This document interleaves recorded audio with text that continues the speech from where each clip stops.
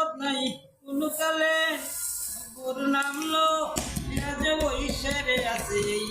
সরল প্রাণে গুরু নামলো আজ বৈশারে আছে এই সরল প্রাণে অতর জলস্থলেই অগ্নিতে গেলে রে তার বিপদ নাই কোন কালে গুরু নামলো আজ বৈশারে আছে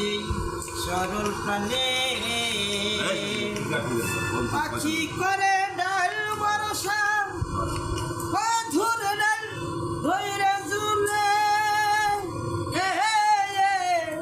ডাল সাইরা